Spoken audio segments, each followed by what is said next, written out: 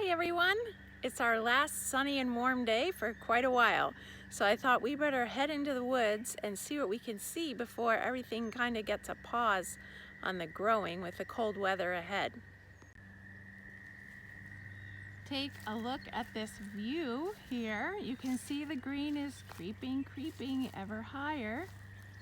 I don't know if you can hear the very loud sound of what I think are peepers. Tree frogs, and I don't remember hearing them here before. They're very distinct today. White violets are growing here at the side of the path. So many of them. White violets are not as familiar to me as the blue-purple ones we always see. False rue anemone is the name of this little wildflower. It's growing in large patches in my woodland area. The black raspberry canes have all leafed out. The canes themselves are such a bright purple red.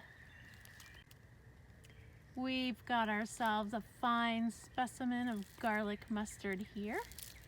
Yes, it is edible, as you can imagine from its name, part of the mustard family. Well, and here's an entire patch of that garlic mustard.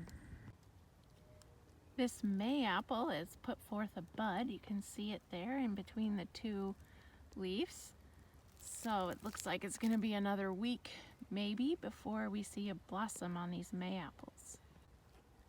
The Virginia waterleaves are popping up everywhere. Look how beautiful their leaves are, as if they were each hand-painted.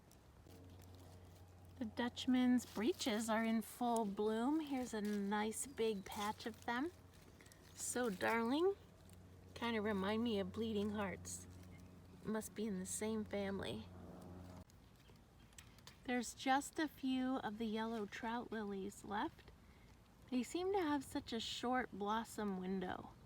I feel like it's a week or less. Then they're gone until next year. Here is a new flower for us this week, the large flowered bellwort. Got these yellow blossoms that hang down in the shape of bells. Well, look here, we've got some rue anemone as opposed to the false rue anemone. The rue anemone has 7 petals and the false only has 5. So in my woods, it's much rarer to find the rue anemone. Look at this big fat leaf all by itself. That is the solitary leaf of the bloodroot. And here is the leftover from its flower. It's left just a tiny little seed pod there. The trilliums have all put out their buds. This is the closest I've seen to a blossom yet. You can just start to see that maroon color underneath. You know, my patch of ramps here in the woods just are not growing as big as the ones I find in the public park. But I did want to mention, if you have ramps and you want to pick them, the most sustainable way to pick ramps so as to leave some for other people in future years is just to pick one leaf and leave the other 1 or 2 leaves. So just snip one leaf and leave the rest of the plant. Definitely the worst thing to do would be to uproot them. Just grab them and pull. So best thing to do, pick 1 leaf from each plant. I love how the spring beauties just cover the whole landscape here. Make it look like a little fairy world. I think I'd like to be a fairy. And that's it for today's checkup on the woods. What exciting things we've seen. And we'll see what happens with the colder weather.